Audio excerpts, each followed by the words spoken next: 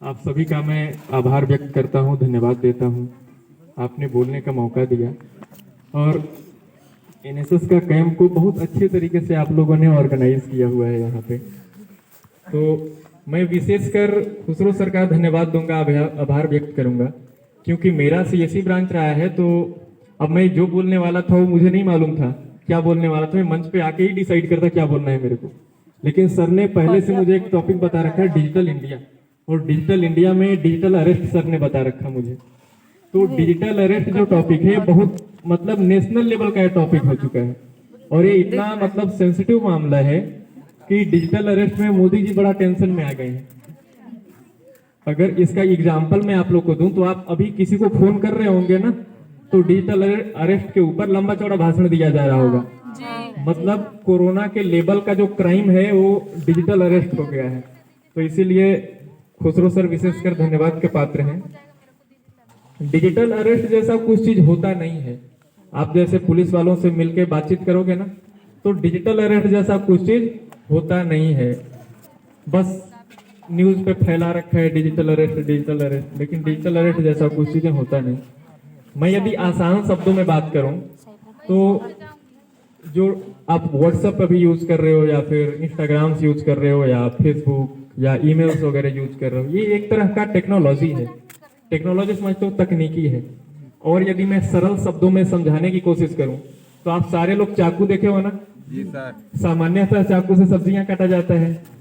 अब किसी को पेट में डाल दिया आपने, तो इसमें चाकू चलाने वाले का गलती है, चाकू का गलती नहीं कहलाएगा इसमें। आप सब बाइक चलाते हो, कार वगैरह चलाते हो, ट्रक भी चलते हैं, आपने देखा है। तो ट्रक का काम है, कार का काम है ट्रांसपोर्टिंग वगैरह करना। अब किसी के ऊपर यदि आप चढ़ा दोगे उसको, तो ये गलती आपकी मानी जाएगी, न कि उस साइंटिस्ट की जिसने इन्वेंशन किया है। तो ठीक उसी तरह से हमें टेक्नोलॉजी का सदुपयोग करना है।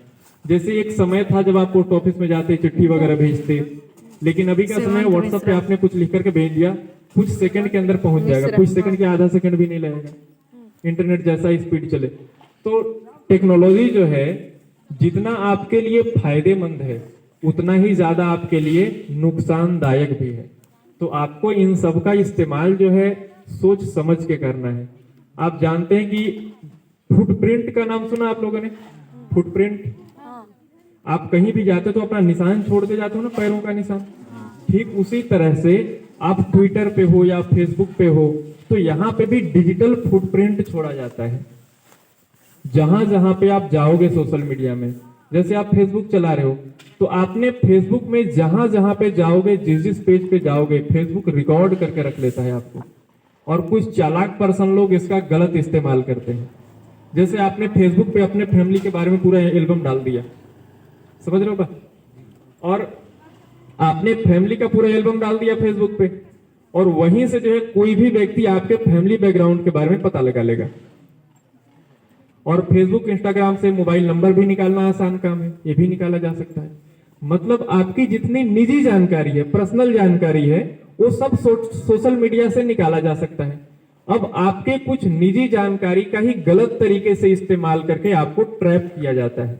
जैसे आप लोग अभी कैंप आए हो ना, तो इस एरिया में तो छत्तीसगढ़ एरिया में बहुत ज्यादा नहीं चल रहा है ऐसा, लेकिन कुछ बदनाम इलाका है जहां पे चलते हैं। अब इलाका का नाम मैं नहीं ले सकता यहाँ पे, लेकिन जैसे मान लो आप कैंप आए हो तो आपके गार्जियन को फोन चला जाएगा कि आपका बच्चा हमारे पास है, और आपका बच्चा हमारे पास है इसलिए आप न तो पुलिस के पास जाइएगा न तो किसी रिश्तेदार पड़ोसी को बताइएगा ये बात।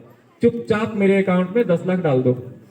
यदि 10 लाख नहीं डालते तो आधा हाथ काट के भेज देंगे। अब जैसे आपके गार्जियन का जो प्रेम है आपके प्रति, ये कुछ ज्यादा ही प्रेम है।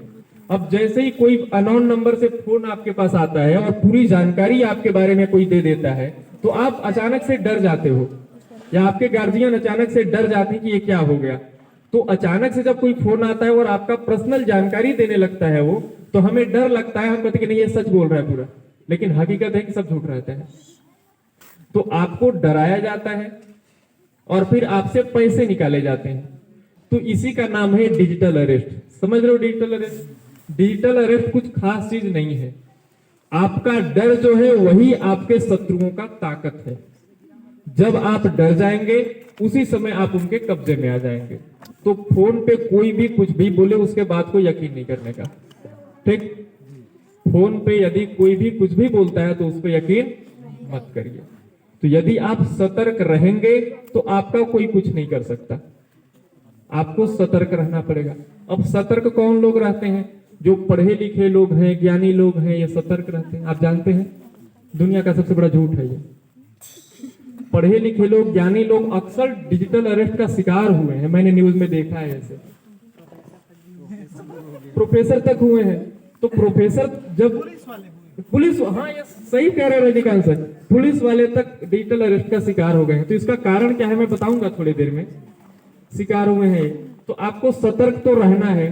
दूसरा चीज ये कि आप व्हाट्सएप वगैरह यूज करते हो, तो आपको जैसे कॉलेज वगैरह के आप लोग ग्रुप में जुड़े हो गए, तो जैसे हम लोग पीडीएफ भेजते हैं तो पीडीएफ आप ओपन करते हो, तो उसमें एक रेड कलर का ओपन का क्लोज का आ जाता है ना कि आप ट्रस्ट है आपको तो ओपन करिए।